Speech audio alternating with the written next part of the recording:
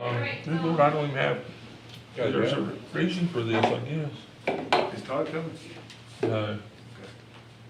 I don't really need this to not using it. Dr. Gandy. Yeah. No. At this time, I want to call our regular monthly board meeting to order, and I need a motion to go into closed session.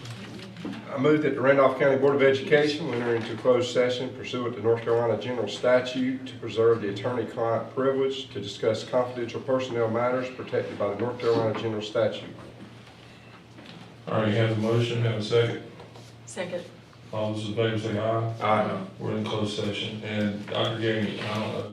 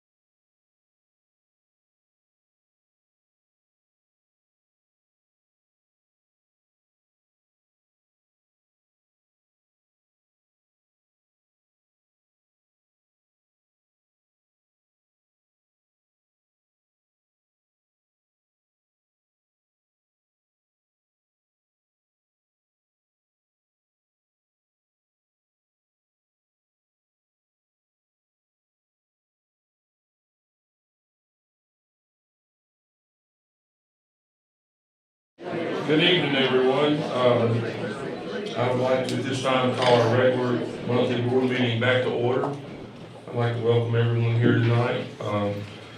We were just talking, I was walking through the room. It's really nice to have a crowd, be normal, see everyone smiling, all these students, teachers, principals, everybody, parents, even the parents, seem to be happy that I call it living normal again. And that's a great thing.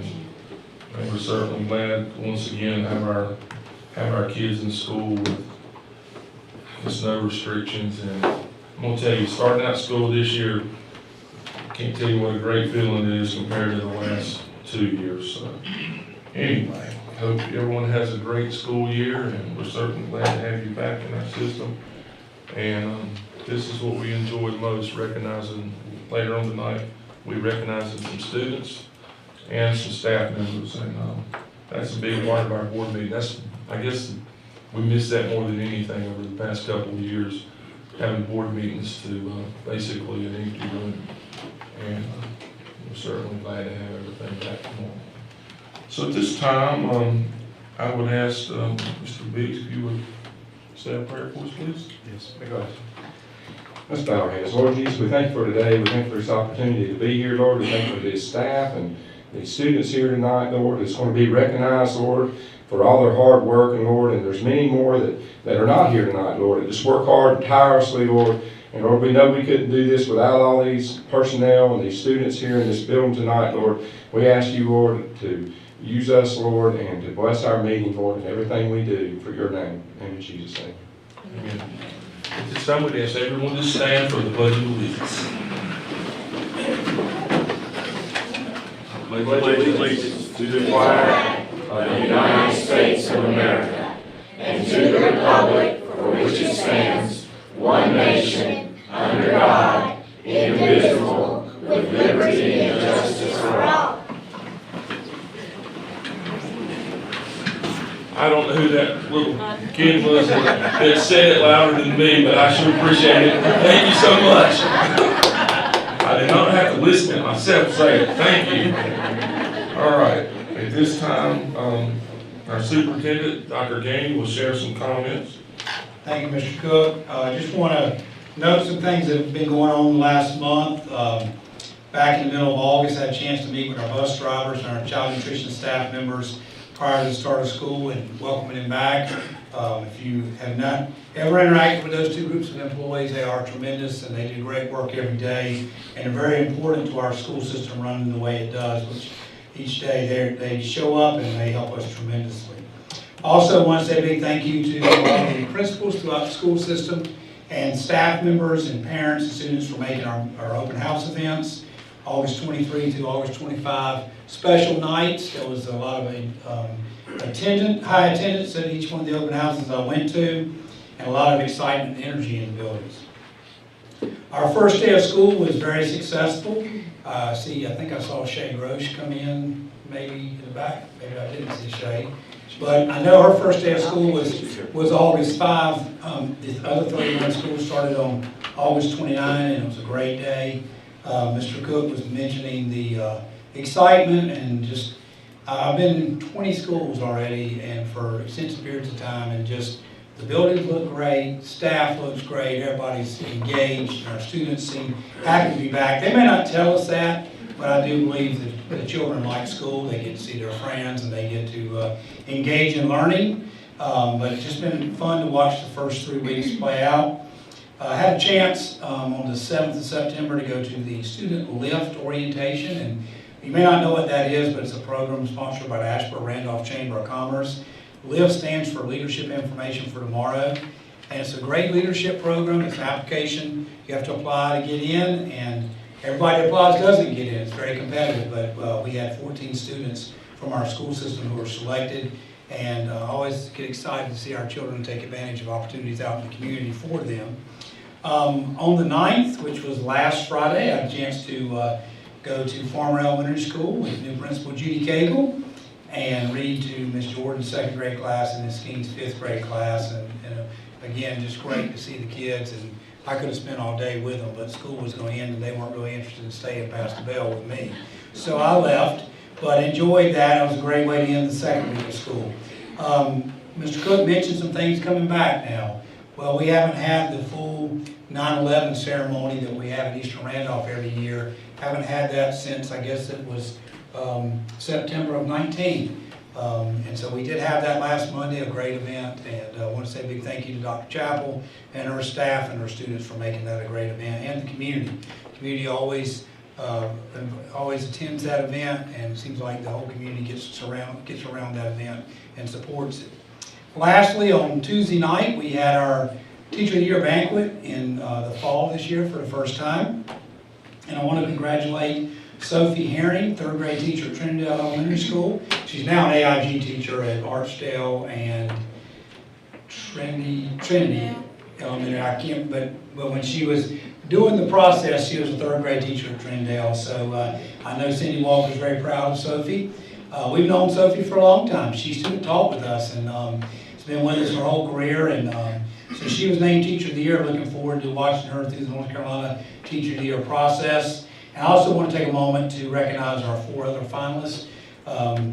Joni Moody, AIG teacher at Hopewell, Angela Marichkowski, English teacher at Randolph Early College High School, Brian Von Cannon, music teacher at Seagrove Elementary School, and Sharon Hughes, science teacher and social studies teacher at Trinity Middle School.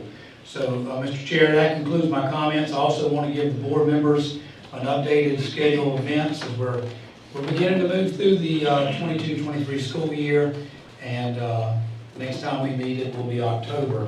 And if anybody's ever talked to me long enough about my take on school, once you hit October, it's downhill from there. We start heading towards the middle of the year and holidays, and we get into a the pace really picks up. So looking forward to seeing what happens October when we get there and moving forward. So this concludes my comments. Thank you, Dr. Gandy. By the way, I promised Artsville Elementary you'd be there tomorrow. They're missing you. Anyway, sorry, I didn't know where you were at. I knew you missed a bunch of schools. Miss Bowie is asking when I'm coming. Yes, they're asking when you're coming, and basically, I promise I'll be there for the buses tomorrow. And also, I just want to. 8:20, Dr. Ganey. TLC start at 8:20. Well, I'll be awake for 2 hours at work. By the time that starts, I'll be good and ready. And quickly, Dr. Ganey mentioned the Teacher of the Year banquet, and I just want to say something special about the teachers there, but the principals and our staff, central office, and our board members. It was impressive to see how everybody was mingling in the crowd, talking to people, and you don't know what a difference that makes to people. I mean, you know, you can tell what they do in the schools. When you see how principals and staff member and our central office staff, and how they were active and mingling in the crowd, and our board members going down talking to people, it's impressive. And that's part of what's, in my opinion, it makes Randolph County a special place to live and a special place to go to school. So I just wanted to say that. At this time, I will ask for a motion to approve the minutes for the August 15th, 2022 meeting. So moved. Do I have a second? Second. All those in favor say aye. Aye. Opposed, motion carries. At this time, this is the highlight, guys. We'll move on to recognitions. And Tim Moody will start us out. We'll start with Star Employees, and Mr. Biggs will be presenting those tonight.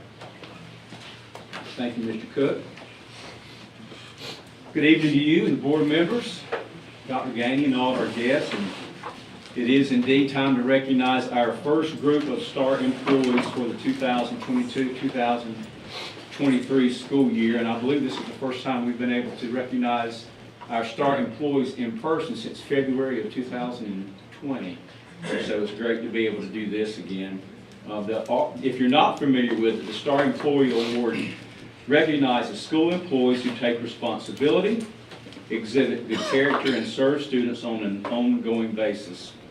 Each of our 32 schools awards 2 STAR employees each school year. Awards are presented to STAR employees at our monthly Board of Education meetings from September through February. For the 5th year in a row, Vicki Gallimore of Remax Central Realty is serving as a sponsor for these awards, and we certainly are grateful for that. She will be purchasing the 64 plaques that we hand out this school year. So, star employees, as I call your name, I'm going to ask you if you would to please come forward to receive your plaque from Mr. Biggs. And as the award recipient comes forward, anyone here in support of the star employee is welcome to stand. And we're going to ask you, after you receive your plaque, if you'll remain standing up here, and then we'll take a group photo at the end. So we're going to begin.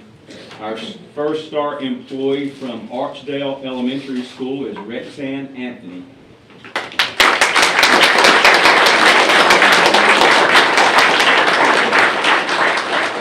Data manager Rexanne Anthony's drive and desire to be the best of the best for Archdale Elementary School families are just amazing. It is an honor to witness her connections with staff, students, and parents on a daily basis.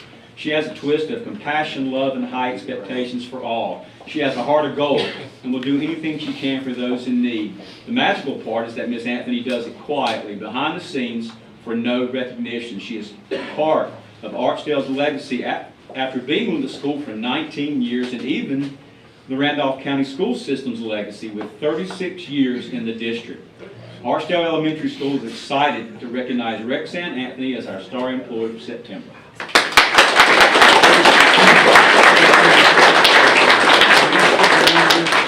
From Hopewell Elementary School, Sharon Peter.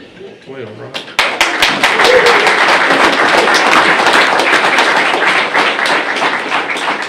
Sharon Peeler, first and second grade teacher at Hopewell Elementary School, is a wonderful colleague, always willing to do what is needed for the good of the team. She never fails to help when people are sick or in need in any way, and provides excellent support to beginning teachers on her team. She's always eager to jump in and offer assistance. She cares about her colleagues and her students. Mrs. Peeler strives to make learning fun for her students and help them reach mastery. She has a great positive attitude and gives her all on a daily basis for her students and her colleagues. Congratulations to Sharon Peeler, Hopewell Elementary School's star employee for September.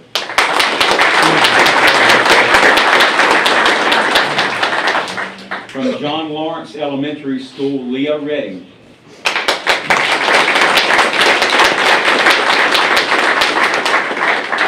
Leah Redding exemplifies what it means to be a great teacher. She works tirelessly to make sure all her students are taught all the skills needed to be successful in 4th grade reading.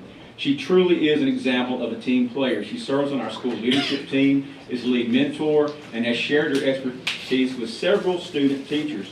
She not only is a role model for students, but for our staff as well. Leah Redding is a valued member of our school community. We are elated that she teaches at John Lawrence Elementary School, and we are proud to honor her as our star employee for September.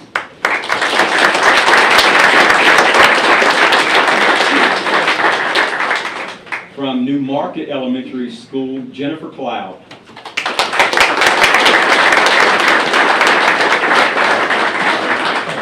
Jennifer Cloud goes above and beyond every single day for the students at New Market. She comes to school every day with a smile on her face. As a teacher assistant, she works with multiple grade levels, and everyone with whom she works says she's always positive and supportive. No matter what challenges Ms. Cloud faces, she always has a kind word to say to others. She does whatever is needed to help students be successful. New Market Elementary School is proud to recognize Jennifer Cloud as our star employee for September.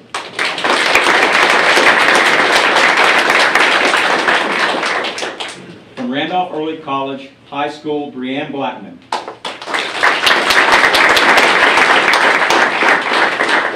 While Brianne Blackman serves as guidance counselor at Randolph Early College High School, she takes on many other roles as well. She teaches the seminar course to juniors and seniors every week, including valuable sessions on ACT prep for juniors. For the past couple of years, she has also been the yearbook advisor as well as the coordinator of all school pictures. She serves on every committee at the early college, including recruitment, school improvement team, and student services team. She serves as our distant learning coordinator, managing our iLearn and North Carolina virtual public school students. Yet, Mrs. Blackman still finds time in her busy days to pop into classrooms and check on not only the students, but the staff as well. She is a valuable member of the RCSS team, and her work is greatly appreciated. Randolph Early College High School is pleased to announce Brianne Blackman as our star employee for September.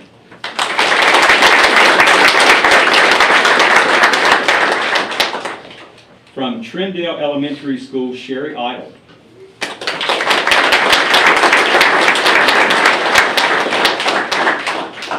Data manager Sherry Idle handles attendance, enrollment, and all things Power School at Trindale Elementary School. However, she does much more than that. She is the go-to person in the school.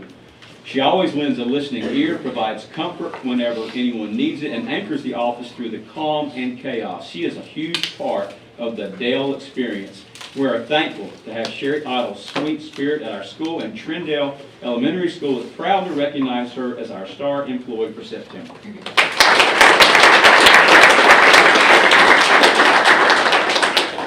From Trinity Elementary School, Paul Masterson.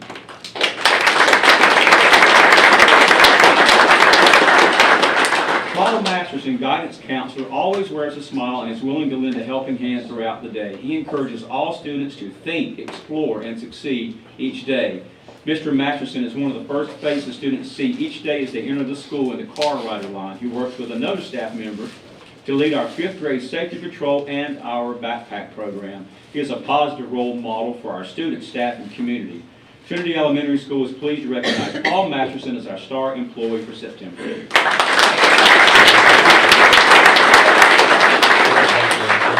And this next one I don't believe is here, is that correct? Oh, is here, okay. From Trinity High School, Tansy Leonard.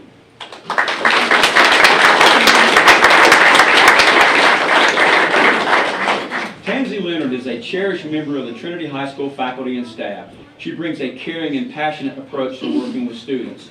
As an English as a second language coordinator, she constantly empowers and challenges her students to explore and thrive both in and out of the classroom. Not only is Mrs. Leonard a beacon of light for students, she also works diligently alongside her fellow faculty and staff members. This year, she has volunteered endless hours to help in the Media Center distributing Chromebooks. This is only a small sample of Mrs. Leonard's dedication to helping others. Her presence on campus makes Trinity High School a better school. Congratulations to Tansy Leonard on being selected Trinity High School Star Employee for September.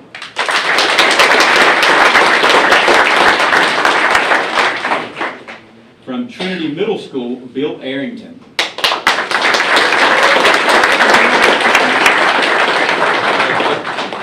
Bill Arrington wears many hats at Trinity Middle School. He works in the in-school suspension classroom, coaches football, and drives a bus when needed. Although Mr. Arrington would not admit it, he has a soft spot for people, and specifically students, especially the students who do not have someone to represent them. Bill Arrington has been an advocate for students, and Trinity Middle School is proud to name him our star employee for September.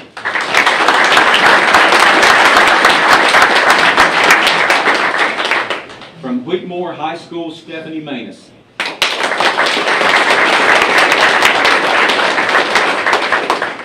Stephanie Manus is an integral member of the Whitmore High School family. She serves as our head custodian and is an important part of the success of our school. Mrs. Manus is an exceptional team player who ensures that our custodial needs are met on a daily basis.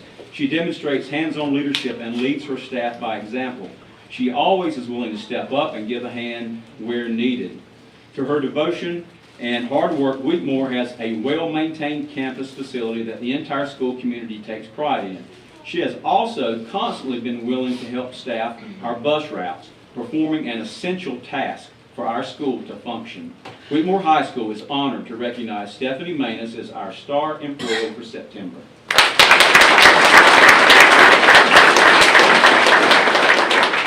And from Whitmore Middle School, Veronica Campbell.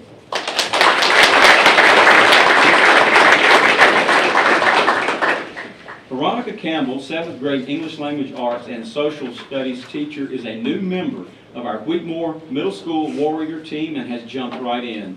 She is a standards-driven planner, willing to go above and beyond for whatever is asked of her. She supports her students to be as successful as they can be. Mrs. Campbell has prioritized utilizing our positive behavioral interventions and supports platform and Classcraft and has been supportive of other staff members who need help. Whitmore Middle School is proud to select Veronica Campbell as our star employee for September.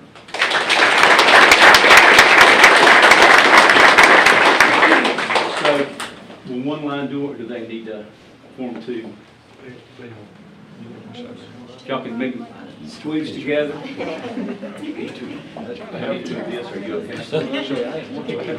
Two lines? You do two lines?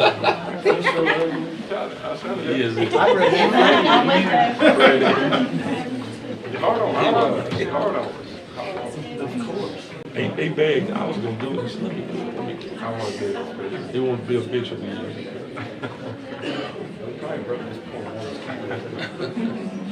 Sherry, I forgot to speak to you. I didn't see you out there, Sherry. I didn't see you out there, I'm sorry. You called everybody else. Anybody else? Was it, were you the last teacher that you were? Thank you. Congratulations.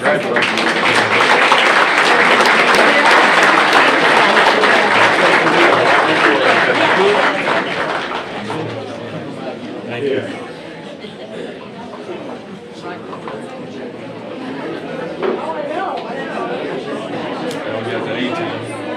All right.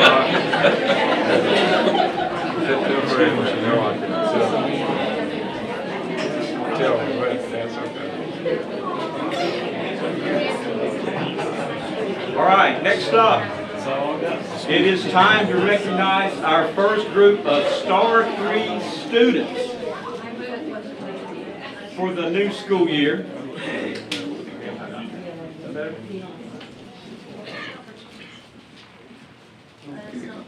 You need our card. I'll just have to talk loud. Take that one out there. We got plenty. We got plenty.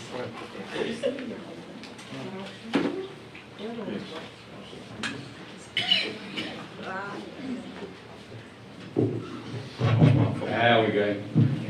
All right, first group of Star 3 students for the new school year. And you may or may not be familiar with the Star 3 program. We've done it for several years, but it's a program that honors students who are respectful, responsible, and doing the right thing. The criteria for selection could include being a role model for others, making positive accomplishments inside and outside of school, good attendance, passing grades in spite of obstacles, good behavior, and nomination from a faculty member. And this year, we have a new sponsor of our Star 3 Student Awards, and we want to extend our gratitude to Wayne Thomas Chevrolet, who is our new sponsor. Wayne Thomas Chevrolet will purchase the 96 plaques that we hand out to students this year, and we're certainly grateful for that. And we are scheduled to formally recognize Wayne Thomas at our board meeting next month. So now, for the presentation of the Star 3 Awards, students, as I call your name, I'm going to ask you to do what you saw the adults do. Just come forward to the front to receive your plaque and remain at the front, and we'll give everyone an opportunity to take photos after everyone has come forward. As the Star 3 student comes forward, anyone here in support of that student is welcome to stand. All right, we're going to begin with Archdale Elementary School 5th grader Neymar Ventura.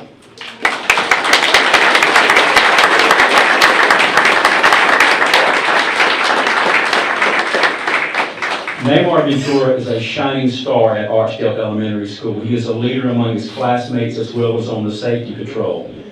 He is happy to help our younger students and shows compassion for those who are new to our school. He is a conscientious student in all things he does. Neymar is respectful and kind to everyone around him. The definition of integrity is doing the right thing even when no one is looking. This describes Neymar Ventura and is one of the reasons why he has been chosen as Archdale Elementary School's Star 3 student for September.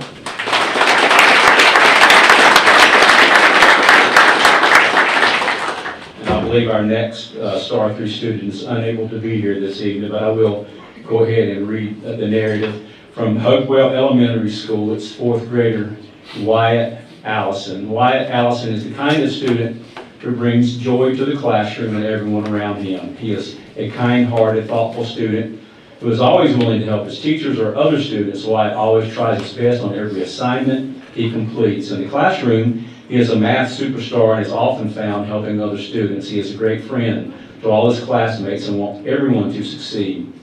Wyatt has overcome a few obstacles, has proven he is a fighter, and does not give up when things get difficult. Always willing to face a challenge, Wyatt does it with determination and a smile on his face. When he's not at school, he enjoys spending time with his family and playing outside. Congratulations to Wyatt Allison, Hopewell Elementary School Star 3 student for September.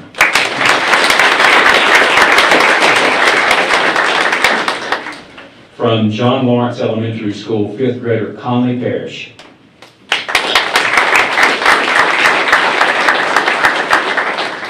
Conley Parrish is an incredible young student. She shows kindness, determination, hard work, and many other positive qualities through everything she does.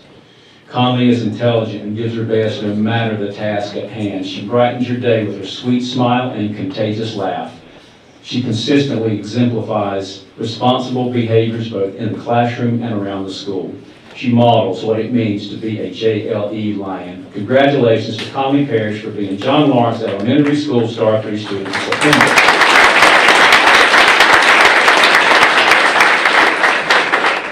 From New Market Elementary School, 3rd grader Mia Hutto.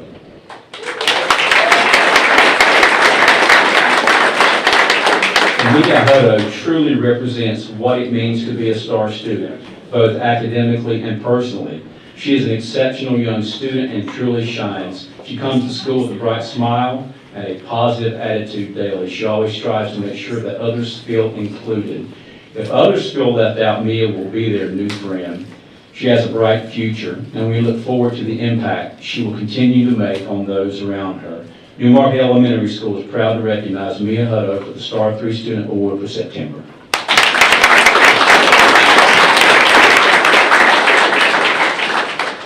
From Randolph Early College High School, 11th grader Caden Joyce.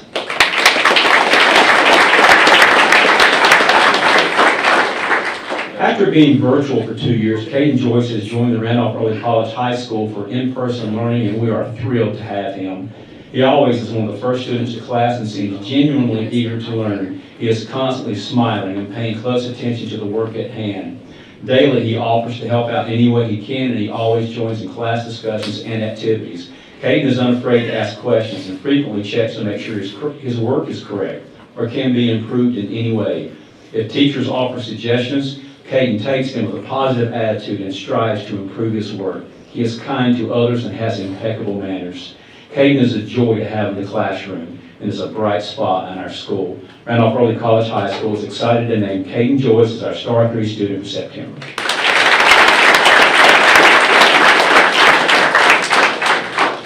From Trindale Elementary School, kindergartner Kylie Moore.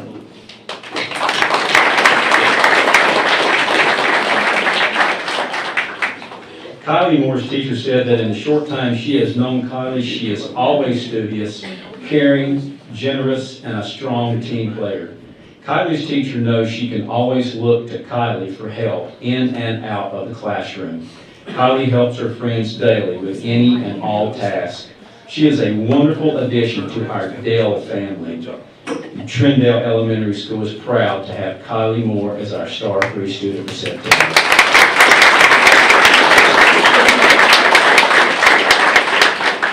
From Trinity Elementary School, 4th grader Alexa Palmer.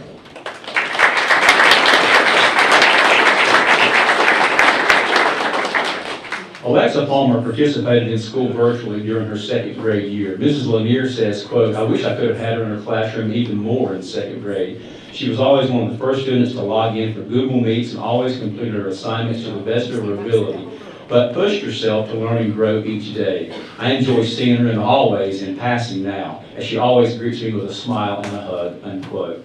This year, in 4th grade, Alexa is very helpful to a fellow student to ensure that this student has the materials needed to complete assignments and is on the correct page. If this student becomes confused, Alexa provides guidance and assistance. Alexa truly cares about helping others. She goes above and beyond each day, works hard, and is respectful to her peers and adults. Trinity Elementary School is proud to recognize Alexa Palmer as our Star 3 student for September.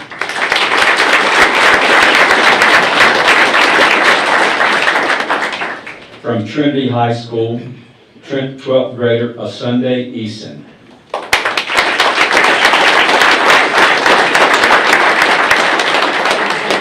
Asunde Eason is a shining light on the Trinity High School campus. She is always helpful, offering more of herself and never without a smile on her face, despite suffering a tremendous loss last year.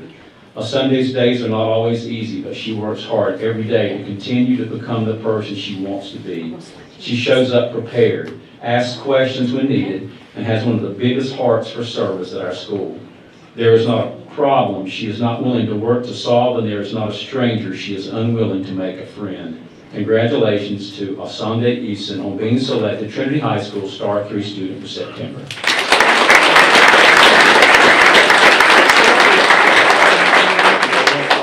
From Trinity Middle School, 8th grader Marcus Campbell.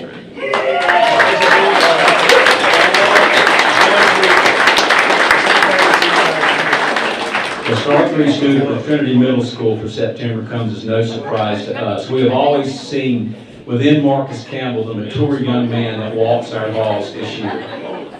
When faced with disappointment, Marcus accepts the challenge, rises above, takes the high road, and works hard to reach the goals he sets for himself. He is a role model for our new 6th and 7th grade students.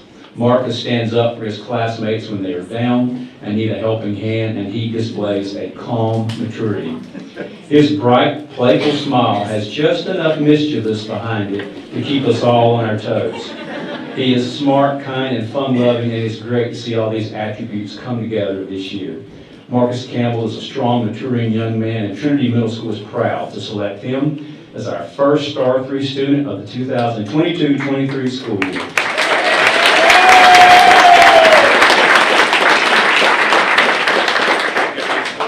From Whitmore High School, 12th grader Aiden Dean.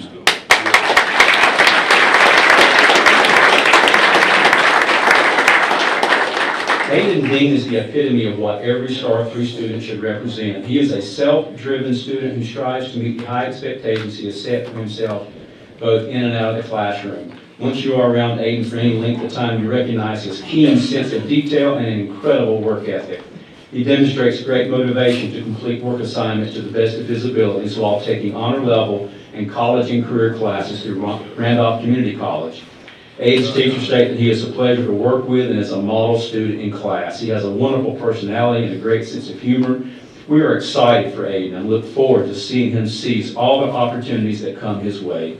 Whitmore High School is proud to recognize Aiden Dean as our Star 3 student for September.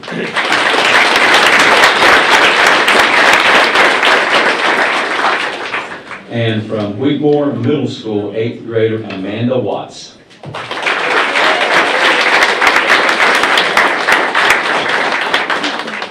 Amanda Watts is an enthusiastic student who works hard in each of her classes. She always is willing to ask and answer questions in class. In addition, Amanda has turned in all of her classwork and homework in all her classes. She is known for always having a smile on her face and is genuinely excited about being in school each day. Her positive outlook is an inspiration to her teachers and fellow classmates. Amanda's inquisitive nature, bright smile, and positive attitude will take her far in life. Whitmore Middle School is honored to select Amanda Watts as our Star 3 student for September.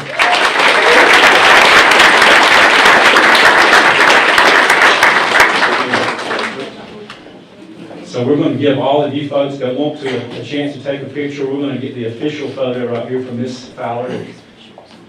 May have to squeeze y'all together a little bit.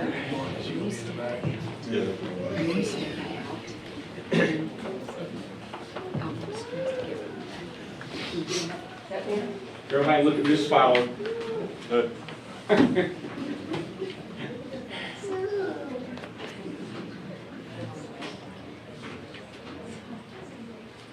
Got it? All right. Oh. Y'all can come on up and take as many as you want. Just let me get out of the way.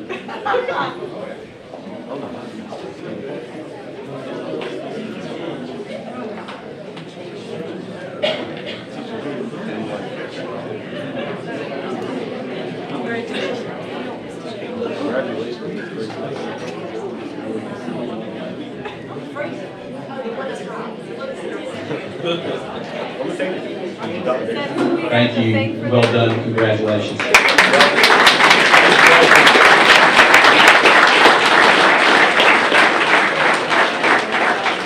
And that concludes our time of recognition.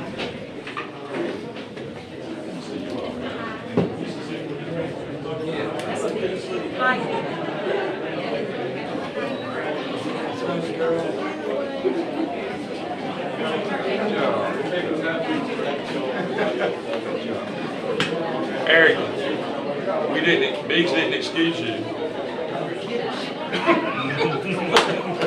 I just got off the football field. I'm hungry. Dr.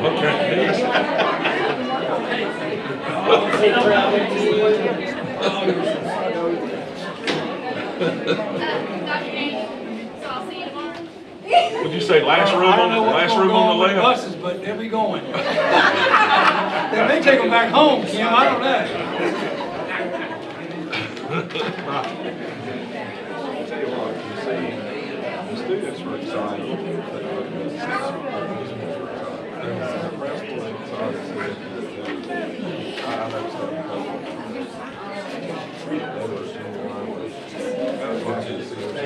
I've been waiting when he was late for 1 minute. Because the next minute, I'm like, I don't know what's going on. They gave it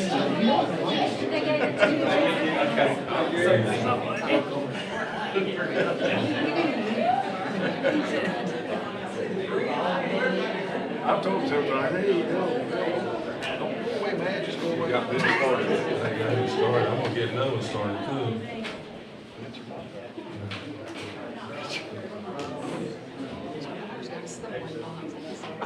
Bruce Carroll, I think you're gonna make it. 7 minutes. All right.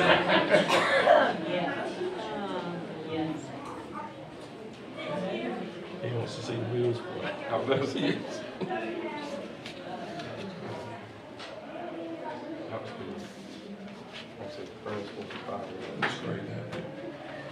They were.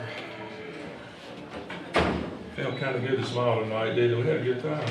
That's, I told you, I said the principals were excited and the students. I know, it was great to see that. Lord have mercy. Okay, at this time, we have one person signed up for public comments. Kurt Melvin, you come up, please.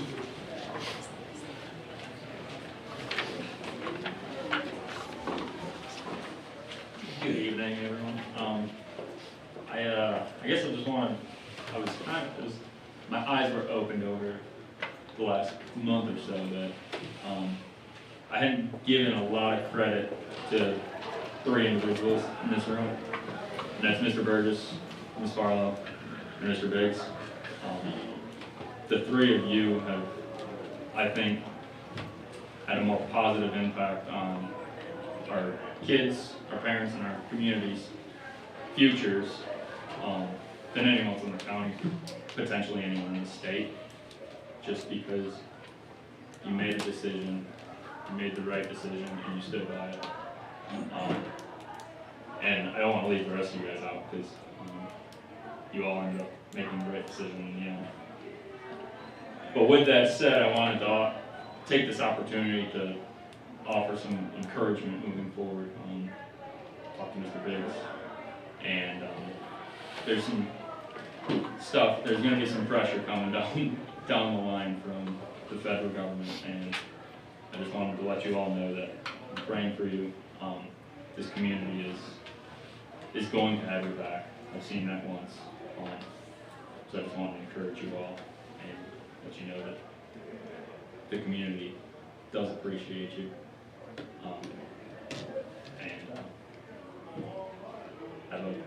Hopefully I'm up there next to, I guess, I don't know, you who are still here. Hopefully Mr. Burgess.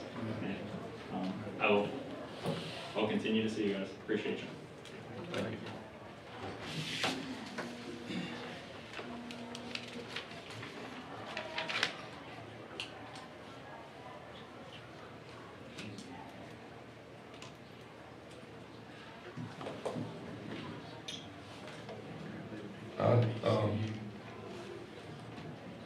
As a board, I think we all did a good job. I appreciate each and every one of you. Thank you. Where we may not always agree, and may do things different if we had to go over whatever, but, you know, at the end of the day, the most important thing is we come together and we do what we believe is best for kids. And I have all the confidence in the world, whatever comes this way with this board, that we'll handle it the best of our ability and make good decisions. At this time, I need a motion to adopt the meeting agenda. I have a second. Second. All those in favor say aye. Aye. Opposed? Motion carries. At this time, we'll move to the information items with Dr. Gainey. Thank you, Mr. Cook. Board members, we have 5 gifts I want to present tonight. First gift is from the September 9, Katie Henderson, Principal Colbert Elementary School, made me aware of a $500 gift from Maria Edwards Boone of Pioneer Ridge Church. This will be used for the needs of the students. I accepted this gift on September 10.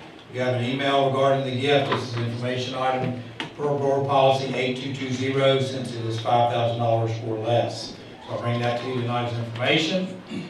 Next, I bring to you a gift from Liberty Elementary School on September 1. I was made aware of a gift in the amount of $63 from Mr. and Ms. Eric Faust to be used for the school's instructional supply fund. I accepted this gift on September 2. I bring you this tonight as an information item, again, because it's $5,000 or less.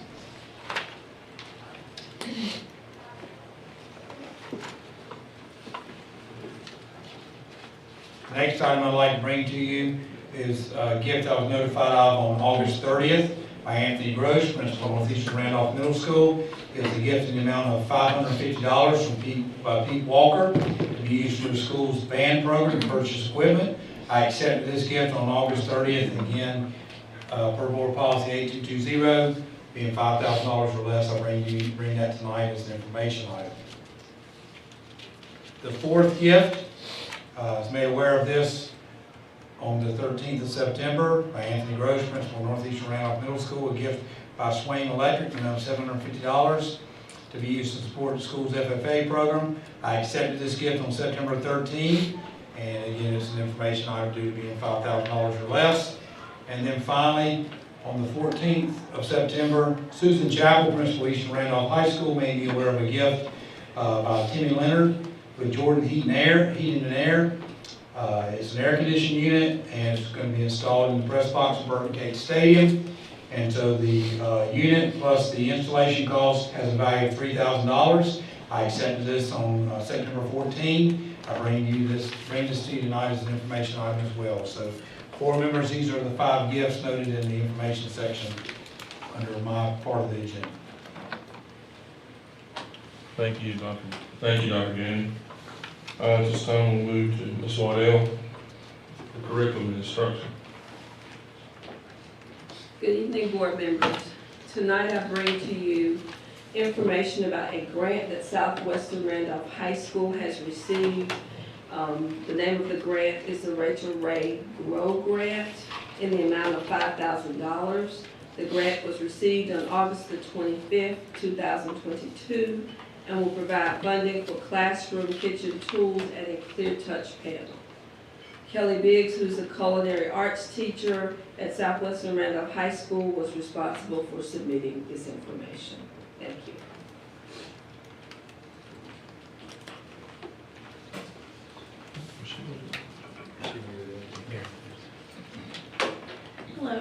Hello, my name is Meredith Weaver. I'm the Director of Testing, Accountability, and Power School, and I have the privilege of presenting the next 2 items for you.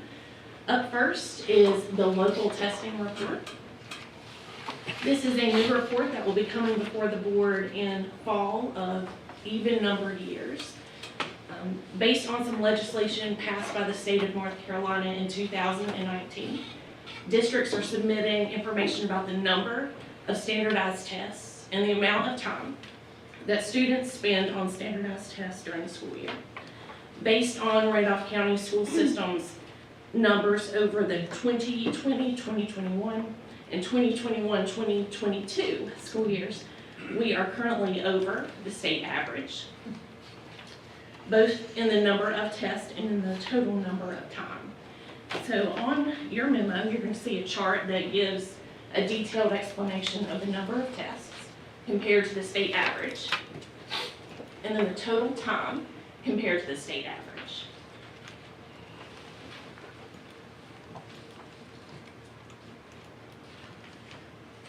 In response to the legislation, we are submitting the local testing report plan that you find on pages 2 and 3. School boards are responsible for submitting this by October 1st, and so the plan, as we are presenting to you, is included here. In order to remain with fidelity to the North Carolina check-ins and the MTSS program that we have in place here in Randolph County, we have developed a plan to reduce the number of tests. Currently, we're going to be reducing to 98 tests, which is a decrease in 39 tests from last school year. Well, that was my question, could we get closer to the requirement, not be over? We are also reducing 23.8 testing hours. And so one of the reasons that we were over last year, we included a survey of the Panorama Student Perception Survey, which is part of an SEL initiative. It should not have been included in our report, so it added an extra 26 tests on top of what we really were doing, so it inflated our numbers.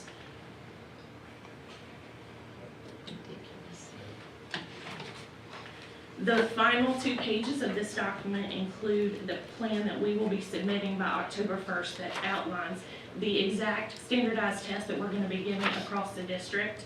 So it ranges from kindergarten all the way up through 11th grade. And these include tests such as the North Carolina check-ins that we use for formative assessments throughout the year, and also any universal screeners like iReady or HMH that are given 3 times a year to assess student readiness. And at this time, I'll take any questions. Thank you, Meredith. Meredith and I have been talking about this, and Kathy, and a big piece to note is the social emotional learning survey assessment, which is not a local test, but it was included, and that caused our numbers to go above the state average. But we will keep working. The spirit of the legislation says that you have to get towards the average. When you see our plan, we're moving towards the state average number of hours, and we're clearly going to go below the state average. Now, state average could be different when they do the next assessment, because they will look at this year and next year, and then so we'll be back here in the fall of '24. Part of the problem with some of this legislation is when they put it out, they don't define, when you say even number year, well, every year has an even number part. It's either a 21-22 year or a 22-23 year.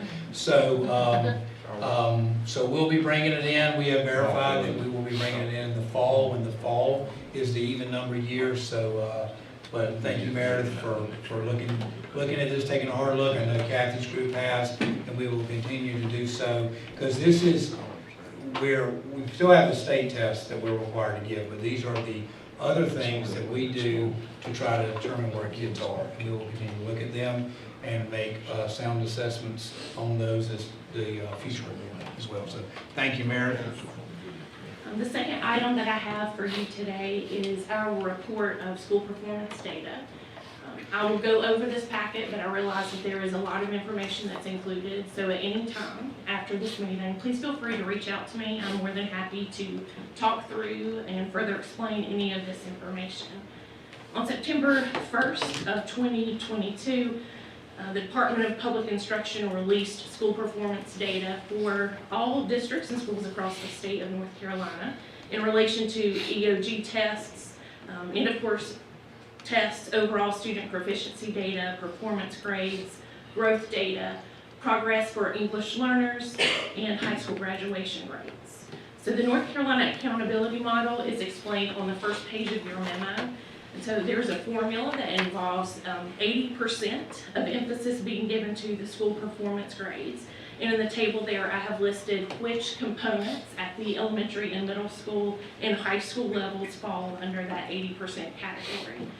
20% of the grade is going to come from growth, and it is generated out of EVOS. We also receive school performance grades in the following subgroups. So we have a grade for all students, American Indian, Asian, Black, Hispanic, 2 or more races, white, economically disadvantaged, English learners, and then students with disabilities. In addition to the state model, we also have long-term goals and measures of interim progress, which are a 10-year plan to close the achievement gap. And so we are going to receive long-term goal progress for reading and math in grades 3 through 8. Reading assessments in grade 10, which is reflective of English 2 scores. Math assessments in grade 11, which is the NC Math 3. 4-year cohort graduation rate and English learner progress. In addition, we also receive subgroup data, and the subgroups are identical to the state school performance grade subgroups. As a result of those subgroups, schools can also be identified as low performing, comprehensive support and improvement schools, or targeted support and improvement schools. And so there are multiple categories, and we will get to that later in our packet today. Any of the information found can be accessed through the link that's provided on page 3 of the memo. And throughout the packet, we will see this information broken down and made visible.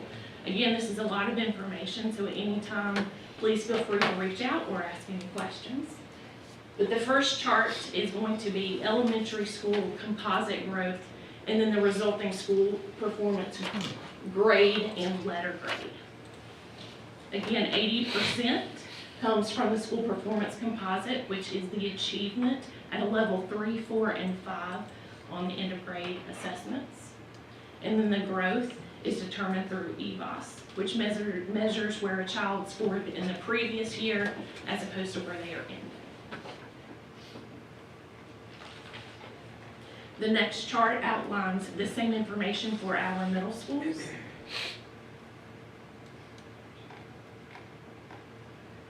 Followed by high schools.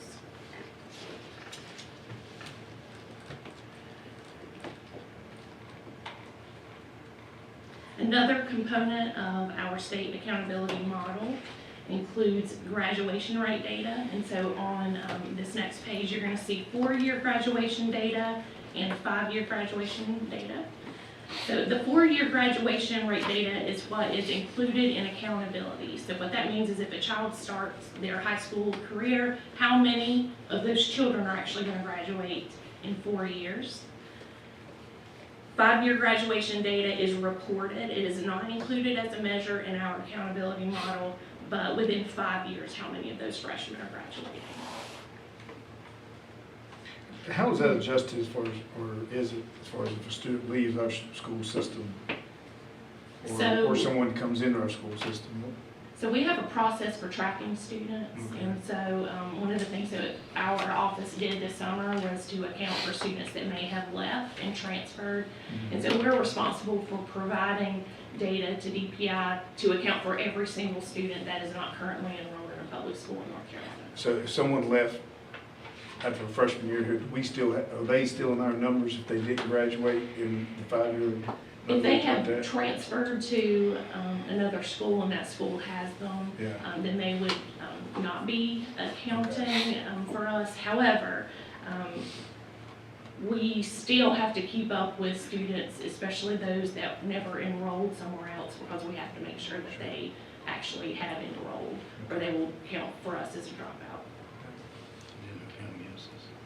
And then they count against us.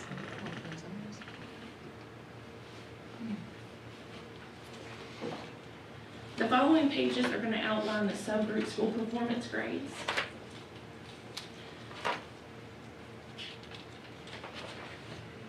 So we have included for you there both the number and then the resulting letter grade. And then the school performance growth for each of those subgroups.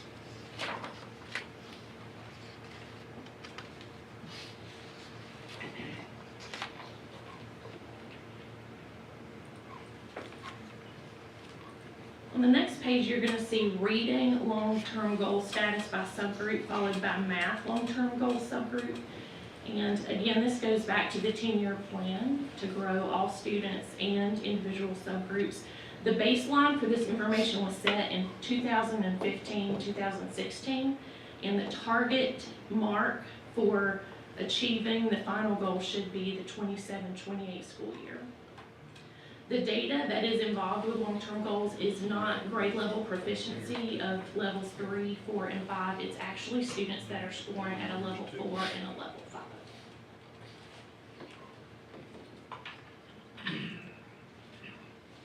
Followed by the 4-year cohort graduation rate, and that again is a long-term goal, a 10-year goal that was set by ESSA, Every Student Succeeds Act. So they said this on a 10-year goal. Knowing good and well, we 3 to 4 years behind now. So, That's a waste of time. the state of North Carolina requested an amendment to their plan, and so the goals that are reflected for this year were actually intended for the 1920 school year. So they have jumped forward by 2 years, and so everything is going to be shifting. So this 10-year goal in all actuality is going to be a 12-year goal with 10 increments. Actually, it should be 14. I got a statement. I think this just speaks to the fact of how great our teachers are and how great our staff is, because they were out of school, so they're put at a disadvantage. And I think these tests are unfair, I'm on record saying that, to our students and our staff, because they didn't have opportunity to teach them in person. And so, that's not really, I don't feel like it's really on us, I feel like it's on the state. We should have been back in school sooner, and now we're being graded for work we were taught, because you can't replace in-person learning.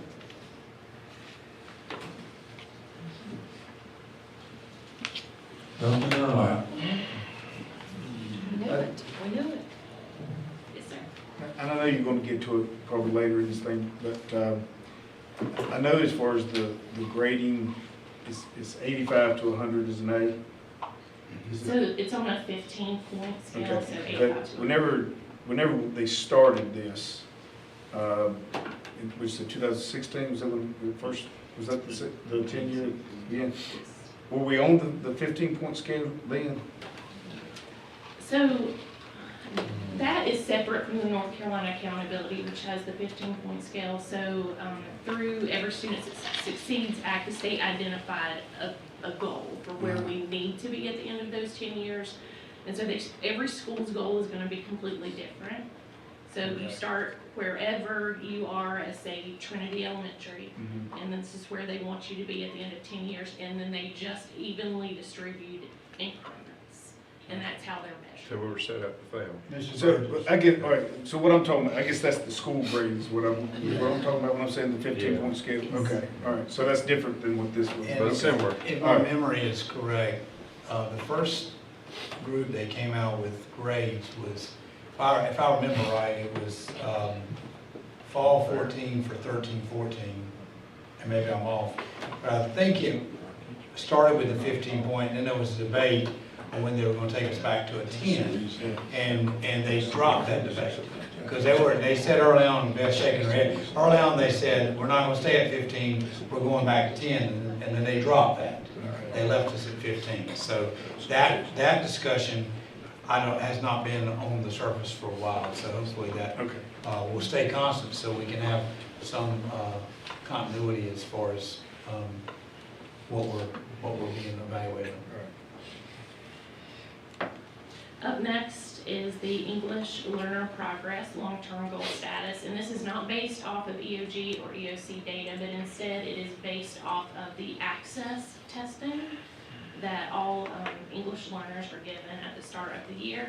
And so a goal for yearly progress is established for each individual student, and so that is going to be reflected by the met or not met that you see.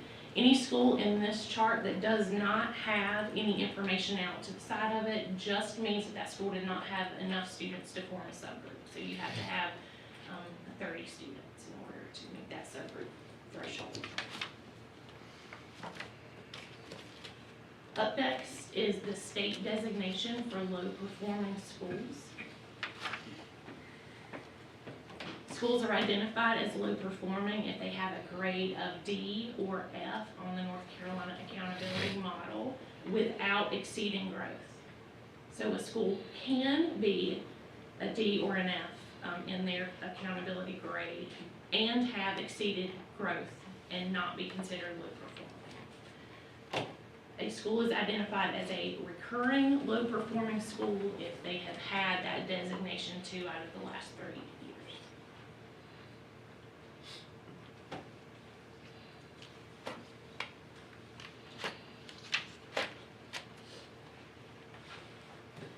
And the final 2 charts are a federal classification. It is targeted support and improvement. The first chart identifies consistently underperforming schools based on a subgroup. In order to receive this label of TSICU for consistently underperforming, the subgroup has to have a grade of F at least 2 times within the last 3 years.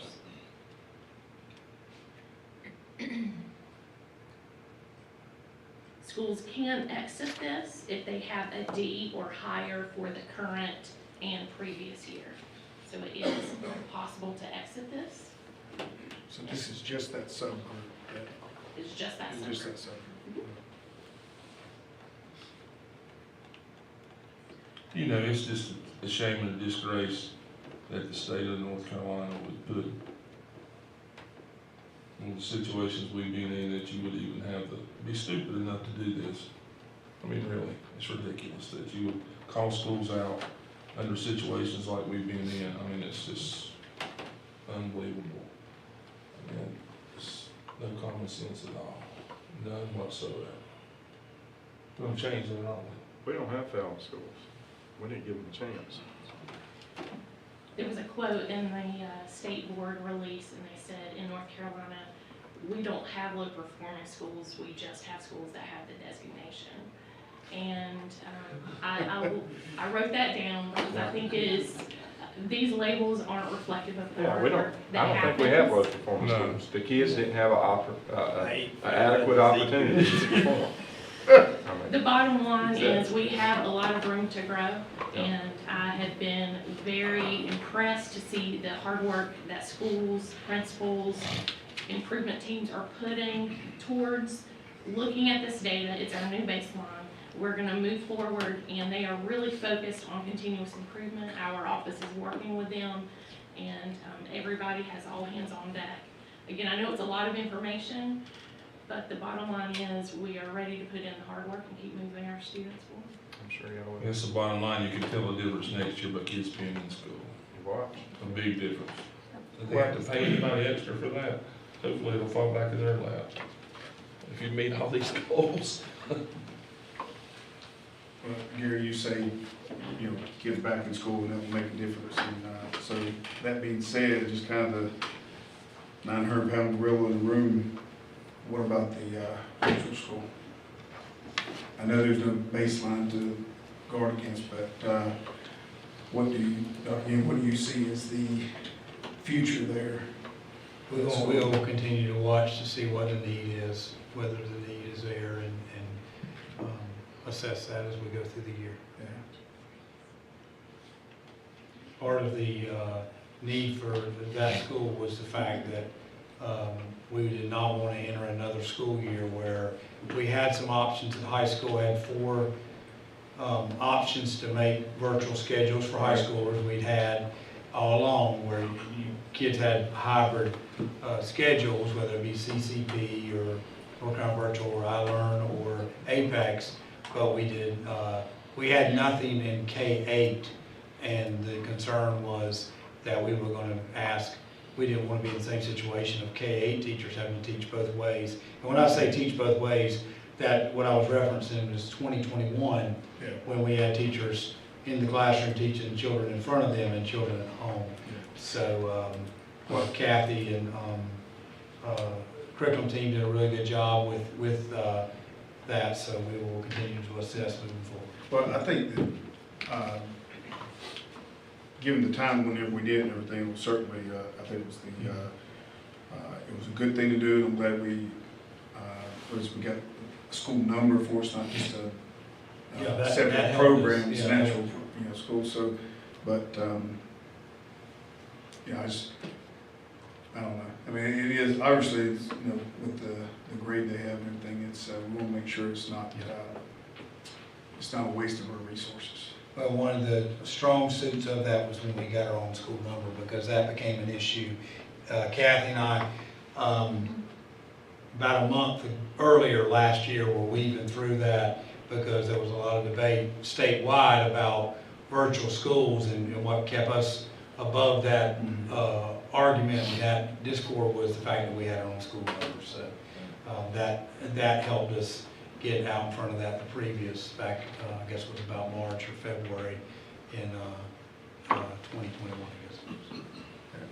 But do you think that we're keeping more kids in school in our county because of the virtual? Were they? I think if you look back, we had some children come back to us because of the virtual option.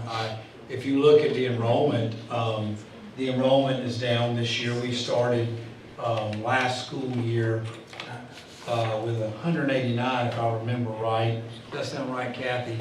And as of Friday, 96. So there's been a difference in the interest this year, and I believe that has a lot to do with we're in a different situation now with the ability to go back in person, not just 5 days a week, but there was a lot of other factors that we all know that were influencing staff and students last year. With there was a tremendous amount of, in my opinion, and this is just Stephen's opinion, there's a lot of anxiety for all that time of not knowing when you're sitting in class if you're going to be exposure and have to be out for a window of time, and that so I think that might have led to a higher enrollment, Mr. Sink, and I think not having that situation this year is probably leading to the lower enrollment as well.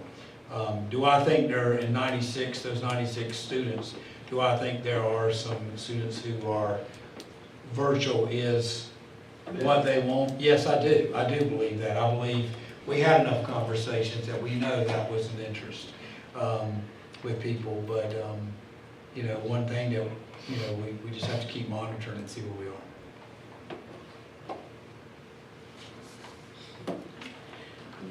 The last two documents, another category is additional targeted support, and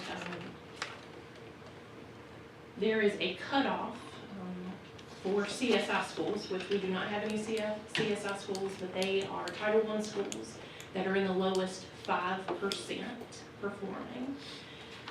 That threshold of the lowest 5%, whichever is the highest of those, is going to be the criteria that the subgroups are measured against to see if they're going to be considered a TSI AT school, which is additional targeted support. So if you have a subgroup that falls below that school's performance for all students, that is how those subgroups are identified. And the numbers 1 and 2 just identifies which cohort they are in, so the schools will know when they will be eligible for exiting that status. The final document is just a summary of the student performance last year. Again, if you have any questions, please reach out to me. I'm more than happy to speak with you at any time. Any questions? I think this is the first time you've been up in front of us. It is. And we certainly appreciate you did a good job. And actually, I like this. I was going to say you made it simple. Even I can understand it. And I said that's big. I appreciate that. Well, you did a good job. But thank you, and we appreciate all you do. Thank you. I've been here this much. Mr. Love.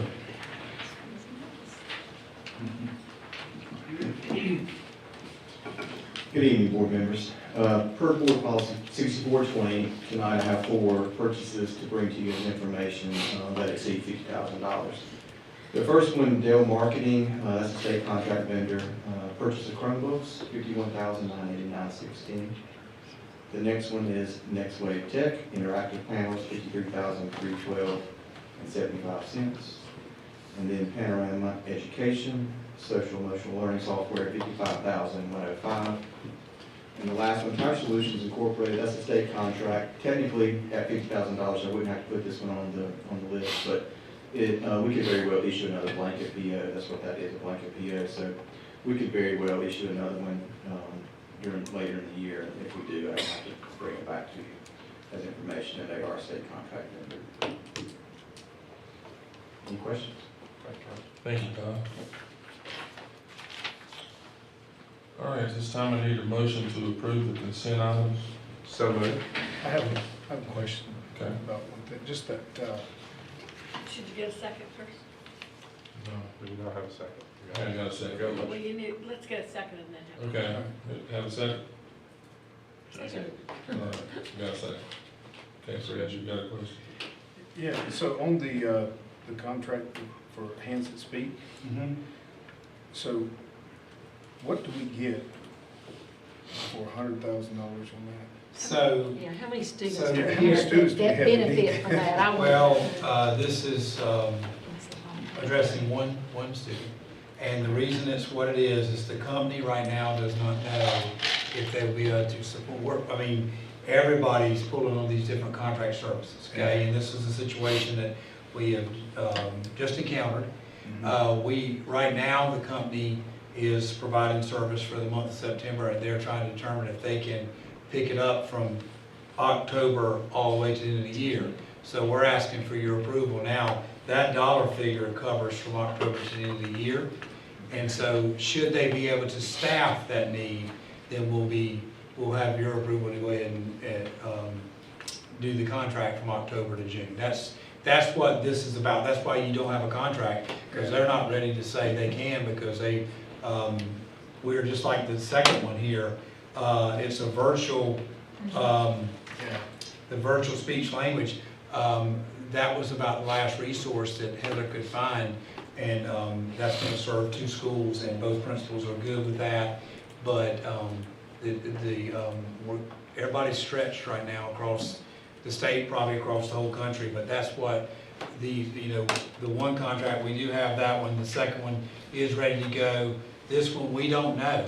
If they come back to us between now and the end of September and say, we can't do it, then we'll be back in here with another option if we can find one. So how many students do we have that would be served under Benefit that? Under this that plan? Just $100,000. one? So one student for $100,000. You know, that's Is that where, the going rate? it's where you can't discriminate. Every kid deserves and it doesn't matter what, an education, that's public school. Yeah. Well, that's why one of the things you've heard me talk about, there's 3 areas that I think are underfunded tremendously. And one of them is transportation. We drive miles just like those, we're like the 2nd or 3rd biggest county geographically, last I looked. We may not pick up a child every 5 miles or every 5 feet like some of the big urban county does, but we still driving those miles. And we need a different funding formula. Technology, we've talked about technology, underfunded technology. When you're talking about being funded lower than you were in 08, 09, or 09, 10 from the state, Dale's been in that, we're way underfunded. And then the 3rd area that you've heard me talk about, and this has been talking about it for 9+ years, is EC. Because we're gonna take care of every child. Yeah. But Todd and I, we get to the end of the year every year, and particularly those 2, transportation and EC, we're always, when we get to the end of June, we're looking for any dollar or penny we can find. But it is, there are some special funding sources. I give credit to the state, there are some there's a special funding source, but it's not always guaranteed that it's there. And a lot of it, Todd, we've been there where we've had a situation appear that was late in the year, and that special source is gone. You know, Heather and Brooke, they know it like the back of their hand. Heather learned from Brooke and just, but there is a time in the year when it may not be there. So what do we require as far You as are for this? required to provide every student with the ability to access a free and appropriate public education.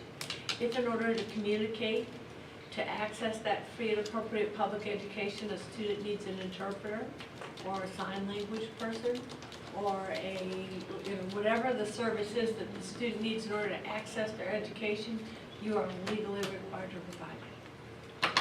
You see, believe it or not, in my time on this board, it's been worse for one student. I won't go into it, but it has. And you know what? It was ordered by the courts, but you can't pick and choose. I mean, that's the part that I tell people. I know, I get aggravated. They can choose. I know that, but I get aggravated when you get when some systems or some schools, they can do that. Yeah. In the public school, we have to take them all, and I guess that's when someone, I want your money, I want to do this, you know what? We don't pick and choose, we have to take them all. And that's where that's a sore spot to me a lot of times. We have to come up with it. It's sad.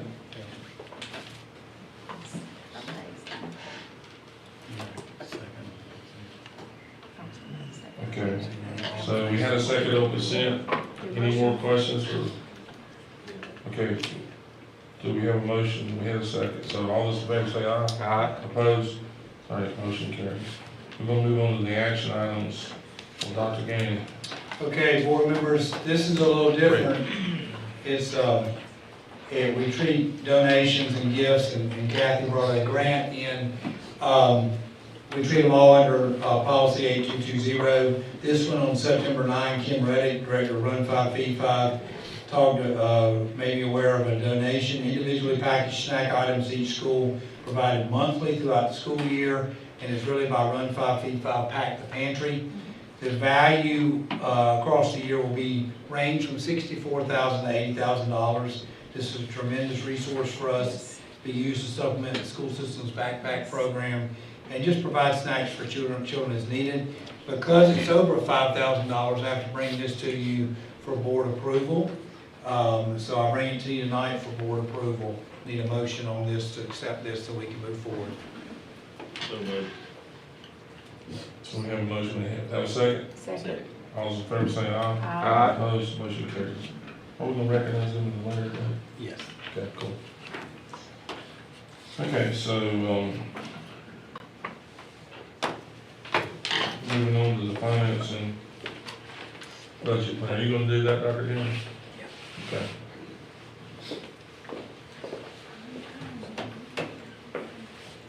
I'll just wonder why. Okay, board members, I want to bring you something tonight.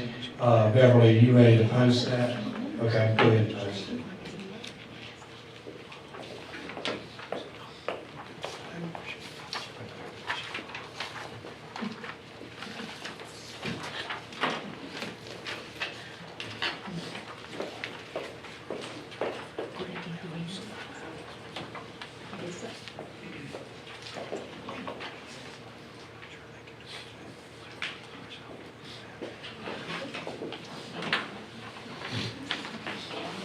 Okay, want to bring something tonight for our employees. We have been some references tonight to some things that have gone on. We have dealt with some staff shortages. I think my number is, we've reduced it by 30 overall. We got classified and certified, and since August 26th, I think that's the number I have. Andre, does that sound pretty accurate? HR's been working hard. Principals have been working hard, staff has, to try to recruit people in. Remember, we have certified vacancies and we have classified vacancies as well. But one of the things we've been working on, Todd Lowe and I have been working on, and had Beth Davis, Director of Federal Programs, has been involved in working through the plan, and submitting our plan. We've been working on a bonus plan for our employees, and want to speak to this a minute. This will be funded by our elementary and secondary schools emergency relief funds, also known as ESSER. And when I think about this, I think about, we're looking to the future in terms of our staffing needs. Many of you know, it was mentioned earlier about students not being in classrooms for our staff to work with them during some of the time in the past 2.5 years. But we do have great staff members. They're highly valued, they're loved, and they're appreciated by the school system's leadership and by the Board of Education. And so we want to present this to you tonight as a recommendation, trying to keep staff members with us and bring other ones to us. There are 3 components of this plan. The first one talks about current employees, and in the resolution, you will see that this has been approved by the state of North Carolina.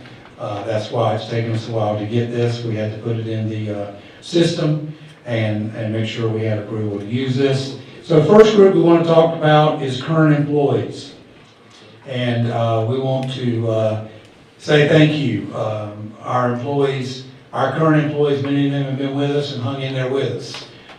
It's been a long road, and it's good to see them smiling, good to see things coming back in their classrooms, in their buildings, and in essential service work locations. So this is for all employees. Current employees who are employed as of September 30 will get a $500 bonus in their October 28 paycheck. And then if they stay with us through the rest of the year, they'll get another $500. Now, the beauty about this is it doesn't matter what position you're in. You're there, the $1,000 bonus is for you. So it doesn't matter that we're not going and saying this position gets this much, this one gets this much, whatever. It's everybody. The teacher's getting the same bonus as the principal, and we've had an experience with this about a year ago as well. Support staff are getting the same thing as the principal at school level or as the director of central service. All 100% employees get the same bonus. Student day only staff, which are employed at 94%, they will be treated like 100% employees. Anybody else that's not 100%, it will be prorated. So that's, just want to make that point. Also want to note that when we talk about current employees, this category does not apply to substitutes because they're not considered permanent employees or temporary employees for purposes of this bonus. The next section is the one that says if you're not with us, we want you to come join us. So this is new hires. So anybody who's hired by the Board of Education between October 1 and January 9 will have their first paycheck will get $500, and then if they stay to the end of the year, they'll get the other $500 in their last June 28 paycheck. Now the employee, one thing we need to make sure, they have to be on a board list no later than the January 9 board meeting. So we've got the October 17, I don't even know what the date is, November, whatever that board meeting is, the December board meeting, and then January. So there's 4 board meeting lists. If they get on that, so we will be talking to principals, making sure they're getting stuff in so we can get them on the list. Again, same amount regardless of what your position is. If you're 100%, if you're student day only, you'll be considered as 100%. But if you're part-time, say you're a 70% employee, we'll prorate it. And then the last thing, and this was something that was I thought was a key last year when we did something very similar. We did substitutes. Now, some people think about substitute teachers, but this school system, in many ways, survives and has survived a lot of staff shortages because of substitute teachers, but also substitute bus drivers, substitute child nutrition staff members, substitute custodians, substitute clerical staff. And so I'm saying that, and there may be other categories of substitutes, but what I'm saying to you is I want to make sure everybody that may be listening understands it's not just substitute teachers. And we dealt with this the same way last year, and so what we're going to do for our substitutes is if a substitute works the equivalent of 20 days, and it's the same time period as last year, October 1 through January 31, then they will get a $500 bonus in the February 27 paycheck. Now, there's a little bit of flexibility here that if they would do 2 different half days, that'll count as 1. We did that last year. So, and somebody may say, well, what's the big deal about the October to the January time period? Well, we're going to keep recruiting and we're going to keep hiring, and we've got to shut it off at some point. This is going to help us get through the winter and get us on into the end of the year. So, want to note that. Also, independent contractors and volunteers, that's item number 4. They are not eligible. And another thing is an employee is only eligible for 1 to 3 bonuses. It's not overlapping, it's either category 1, 2, or 3. So very proud of all 3 categories, very proud to be able to recommend again that third category as well, because that is, we would have struggled the last 2.5 years without our substitutes, and I think everybody knows that, that's been paying attention to what's been going on. But,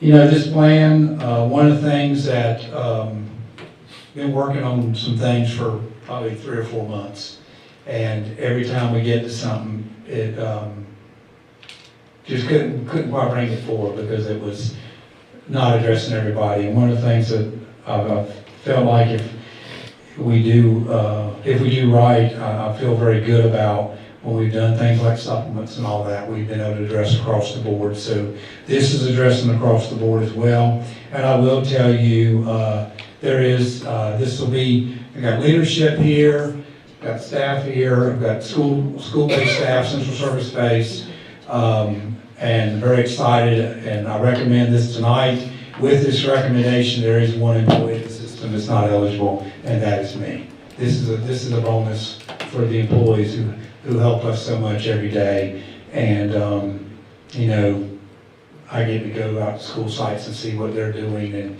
and have very positive experiences when I visit schools, and positive experiences walking through the building here and throughout the Central Service campus. So this will be afforded to every employee but one. So I bring this to you as a recommendation tonight. I think that was the same that it was last time. Yes. I would like to say real quick that that's another thing that I really appreciate. Staff and everybody, not one time was it discussed that everybody did get the same thing on both of those. And that's the way it should be. Yes. Because it takes everybody, as grease the wheel, whatever. Okay, so any questions? This is the, I guess, ESSER 3, is that what this is? So when do we, what's the date on that we're supposed to have that requested or whatever, so? This encumbers our money, doesn't it? No, I'm saying the date when it's, we have 2 more years. We have 2 more years, okay. One runs out Yes, 3. end of this month. One runs out the end of September of 23, and the last one runs out the end of September 24. So 24 is the ESSER 3? Yes. But this is probably the last one we'll be able to do something like this. Yeah, this encumbers about every bit of our extra money with our plans. ESSER 3 at this point is pretty much all earmarked now. We're glad to do it, but it probably can't happen every year. So, That's good. but it's great. And everybody's else, even the central office staff is sitting here staring at us and everything? Yeah. Other than one, and I'm not staring, but I'm looking your way because you asked me. Yes. Any book is that? There's a new pen if you need. Nice shiny pen. But, yeah, I might take it home. Thank you. But, I think it's great. Yeah, it is great. Great. Well, we would take a Christmas present. No, we can't do that, can we? Okay. You can't do that, Brian. All right, at this time, we need a motion to approve the resolution to provide COVID-19 premium pay to Randolph County School System employees due to the pandemic-related disruptions and staff shortages. All right, do we have a second? Second. All those in favor say aye. Aye. Opposed? Motion carries. Thank you.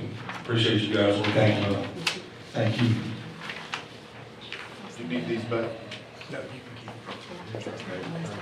Okay, that is.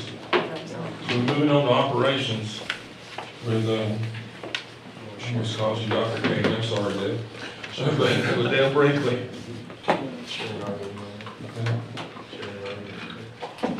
Good evening, board members.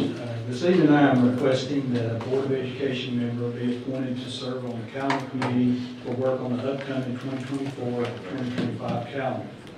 This calendar will be developed by the committee and submitted to the board for approval no later than February of 2023. The committee will consist of the Board of Education, Central Services, School Level, and Parent Representation. And there are typically 3 to 4 committee meetings scheduled through this winter. Usually start at 4 o'clock and last no longer than 1 hour. The schedule for the meetings is listed on the memo for your reference, and I'll be glad to answer any questions you may have about the committee or the schedule. At this time, I'd like to make a motion that Sharon Farlow. You know, guys, somebody's already wrote her name. Oh, I'm sure. I mean, there's 2 things that's hard to do. You cannot fill her shoes. She's great with the calendar. We have no negative comments. And she does a great They're just job saying on that the nice things. on the teacher of the year. I mean, once you create, some tough shoes to Okay, fill. I'll do it. Thank you. Come on. I'm trying to get you out of it. I said Mike's the only one up here had it done. I'm really proud of you. She should have. I would not like to follow her. She just set too high of a standard. It's a tough act to follow. We may have to seriously consider renaming that Oh, position okay, as Sharon okay, Eddie all right. Farlow. So, have we already approved it? I mean, I guess technically I need a motion to approve Sharon Farlow. Did you make that? Yeah. We had a second? Yes. All right. All those in favor, of course, say aye. Opposed? Is it an honor? It's unanimous. Yeah, It is. Thank you, Mr. Farlow. And thank the board members. Man, I feel you was stuck from the start. I'm sure. Okay, board members, I bring to you a recommendation to approve facility improvements at Southwestern Randolph Middle School. Michael Kreider, principal of Southwestern Randolph Middle School, has requested approval to make improvements to the athletic fields by installing a 14-foot, 6.5-inch by 31-foot concession stand to include restrooms. The building will be located near the baseball/softball field and the football/soccer field. The athletic booster club at Southwestern Randolph Middle School will be responsible for funding the project through donations. Enclosed, you will find more information about the project, including floor plan and site location. I'll be glad to answer any questions you may have about the project. Are they gonna, I know you said they're gonna fund it all. What about the sewage hookup and all that? That will include all utilities. Mr. Chilton and his staff have looked at the water supply, which is close by. The electrical can be brought over to the site pretty easily. The one question was the septic line. They did meet with the utility company about the septic line and determined the path of that line and the cost, and they said they would fund that as well. Keep bark at that. No, great job. So at this time, we need a motion to approve the facility improvements at Southwestern Randolph Middle School. I move. Have a second? Second. All those in favor say aye. Opposed, motion carries. Thank you, Dave. All right, thank you, board members. All right, at this time, we'll bring Larry Chilton up to, I think, do something or bring us something that I've never had happen as long as I've been on this board. I mean, this is, man, you're part of history, you know that? That's exactly, I mean, He just this did a is great history job. making, I'm telling you. Hey, Gary, if they got you that safety vest, what, fit, we wouldn't be getting. Well, they would have, I shouldn't brag on It has that. enough material. Let me tell you, guys, real quick, before he gets, it won't take but a second, you'll love it. I should not even brag on him, I wish I'd have thought of that sooner, Tracy. So we go out to look at Trinity Middle School, and, so you have to wear a Vest and a hard hat. vest and a hard hat. And I was worried about the hat not fitting my head. And because that is embarrassing, I've had a few hats that wouldn't fit. So anyway, the hat fits. And so I put the vest, all these people but the vest, they're all looking at me. My vest, I mean, it's a good 8 inches, it wouldn't meet. And so, you know, naturally, and Brian, you stirred it. But the joke was, my gosh, what size vest do you wear, you know? And I'm practicing on the school and all, and, you know, I was a little self-conscious, of course. And Mr. Chilton was acting on as well. But anyway, at the end of it, we had the commissioners with us.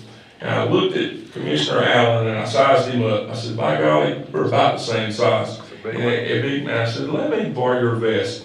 And it wouldn't fit either. So I mean, that was bad. I had to eat my pride. I've been trying to lose weight ever since. But You even laughed about it. It was terrible. I wasn't laughing. I mean, I said, anyway, you're up. He was laughing at you, said you all were about the same size. I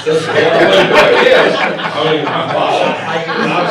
I was really laughing, I don't know what I was laughing at. it was embarrassing though. My gosh, how big? I do have a picture of that on my phone. We have the evidence. We have the evidence.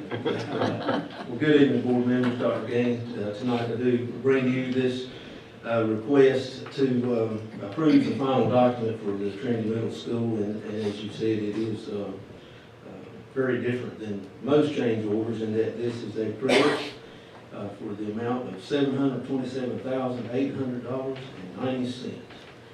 This is from the allowance category that was not needed. So the request that this gets approved and then we can close out that project. That was with skyrocketing materials and everything. That's pretty. Where does that money go? Where's that money? Back to Back to commissioners. your capital. It goes back into the capital. But that's Can't pay good. for a sign language person for it. But that, but that speaks volumes of our school system and our Oh, yeah. being responsible and accountable. You cannot. That's good. All right. And being honest. Being honest, yeah. Yes, I mean, That's gonna go a long way with the county We could commissioners. have had Yes, yeah, yeah. say that again. I was just making sure you understood it was going back to Yeah. There's an ordinance governing this money, so Only we live can on use That's on that great. project. That is unheard But of. we know how much extra to ask for next Still year, your- though. 727,000. I've never heard of Are y'all that. sure we don't need anything else there before? But we appreciate it. I know that had a lot to do with your crew over there working and making sure things were And on it was top of on it time, too. they got in and Good job. everything. Great You guys job. did do a good You job. still though. need a motion, Mr. Chairman. So at this time, we need a motion to approve the Trinity Middle School change order credit for the unused allowances. So moved. We have a second. Second. All those in favor say aye. Aye. Opposed, motion carries. Thank you, Leah. Thank you. That would get shirts, maybe. Okay. Mr. Biggs, you're up. Oh, goodness. This time I move that the Randolph County Board of Education will enter into closed session pursuant to North Carolina General Statute to preserve the attorney-client privilege to discuss confidential personnel matters protected by the North Carolina General Statute. All right, we have a motion to go into closed session. We have a second. Second. All those in favor say aye. Aye. Aye. We are in closed session. Thank you for.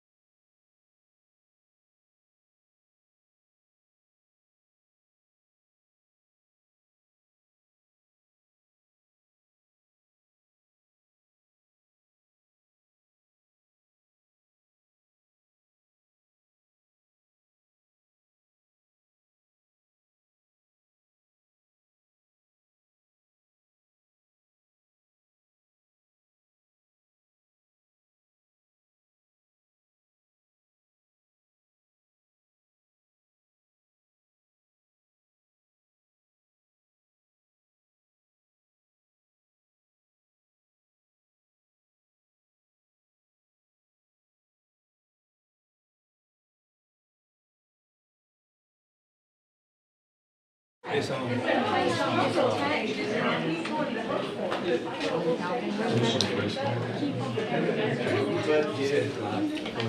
Oh, that should be way less to carry, that's great. This thing Okay, is killing me, it's so heavy. Way over Dr. Gaines, we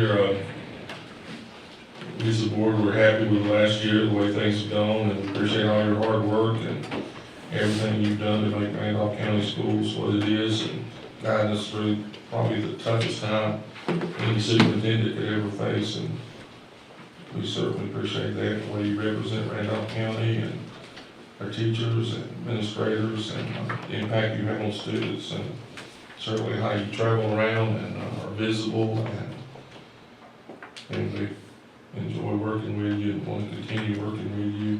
And at this time, I would ask someone they'd like to make a motion that we, or I could do it, and we just, would you like to make a motion we continue? Make a motion that we can Extend his contract. extend the contract by 1 year and give him a 4% salary increase. Which that is in line with the increase given to teachers for the 22-23 years also. So we have the motion, do we have a second? Second. All those in favor say aye. Aye. Opposed? Motion is unanimous. Dr. Gaines, we're gonna keep you an extra year. You only do. But, okay, also at this time, I need a motion to approve the personnel reports for tonight. So moved. Have a second? Second. All those in favor say aye. Aye. Opposed? All right, motion carried. Approve that. Tongue tie. Motion carries. So that's everything, right? Okay. Anybody need a motion to adjourn? So moved. I knew Fred was gonna speak. Have a second? Second.